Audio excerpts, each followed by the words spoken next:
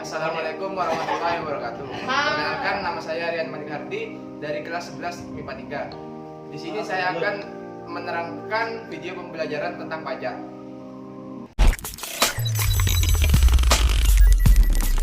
1. Pengertian pajak adalah iuran yang bersifat wajib sehingga dapat dipaksakan. 2. Ciri-ciri pajak. 1. Pungutan pajak dapat dilakukan berdasarkan undang-undang. 2. Orang yang membayar pajak atau wajib pajak mendapatkan balas jasa secara langsung. 3. Pajak digunakan untuk kepentingan umum. 3. Manfaat. A. Memperlambat peningkatan konsumsi masyarakat sehingga dapat meningkatkan investasi. B. Meningkatkan hasrat menabung masyarakat yang selanjutnya dapat menjadi tambahan investasi. C. Menata pengelolaan investasi yang produktif sehingga dapat meningkatkan produktivitas sektor-sektor ekonomi. 4. Fungsi. 1. Fungsi anggaran untuk menjalankan tugas-tugas rutin negara dan melaksanakan pembangunan negara membutuhkan biaya. 2. Fungsi mengatur. Pajak dapat digunakan sebagai alat untuk mencapai tujuan. 3. Fungsi stabilitas untuk menjalankan kebijakan yang berhubungan dengan stabilitas harga sehingga investasi dapat dikendalikan. 4. Fungsi redistribusi pendapatan untuk membiayai semua kepentingan umum termasuk membiayai pembangunan sehingga dapat membuka kesempatan kerja. 5. Unsur pajak. 1. Subjek pajak. Orang atau bahan usaha yang menurut undang-undang wajib membayar pajak pada negara. 2. Objek pajak. Segala sesuatu yang menurut undang-undang dapat dijadikan dasar atau sasaran pemungutan pajak. 3. Tarif pajak. Dasar pengenaan pajak terhadap objek yang menjadi tanggungannya. Tarif pajak biasanya berupa persentase. 6. Macam-macam tarif pajak. 1. Tarif tetap. 2. Tarif proporsional. 3. Tarif progresif. 4. Tarif degresif. 7. Jenis pajak. Pajak menurut golongannya dibagi menjadi 2. 1. Pajak langsung.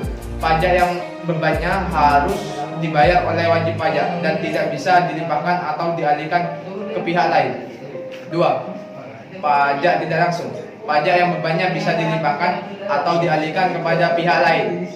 Berdasarkan pihak memungut dibagi menjadi 2. 1. Pajak negara. Pajak yang wewenang pemungutannya dilakukan oleh pemerintah pusat. 2. Pajak daerah. Pajak yang wewenang pemungutannya dilakukan oleh pemerintah daerah. Berdasarkan sifatnya dibagi menjadi 2. 1. Pajak subjektif. Pajak yang pelaksanaannya melihat kemampuan dan keadaan wajib pajak. 2. Pajak objektif. Pajak yang pelaksanaannya tidak memperhatikan kemampuan dan keadaan wajib pajak. 8. Asas pemungutan pajak. 1. Asas domisili atau asas kependudukan. Berdasarkan asas ini, negara akan mengenakan pajak atas suatu penghasilan yang diterima atau diperoleh orang, pribadi atau badan.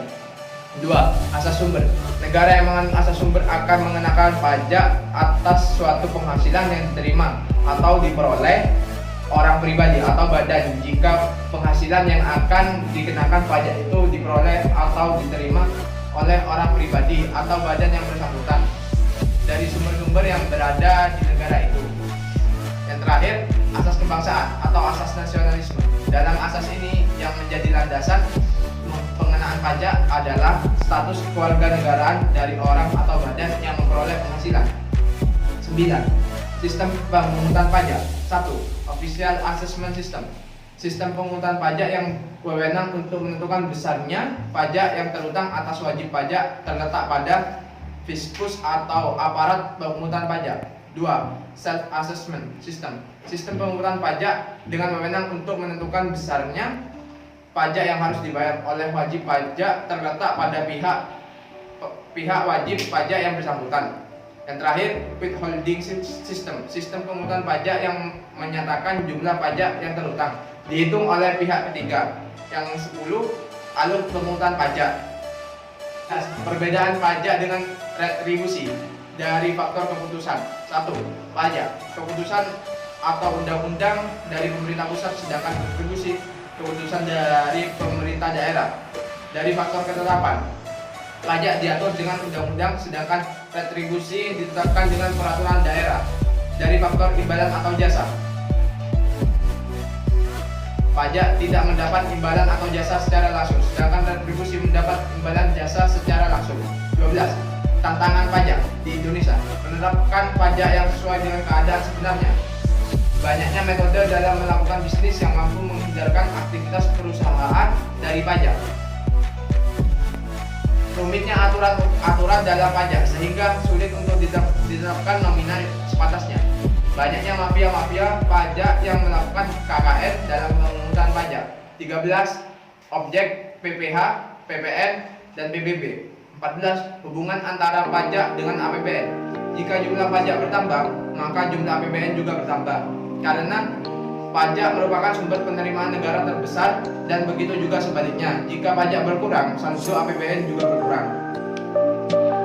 Saya kurang lebihnya mohon maaf. Wassalamualaikum warahmatullahi wabarakatuh.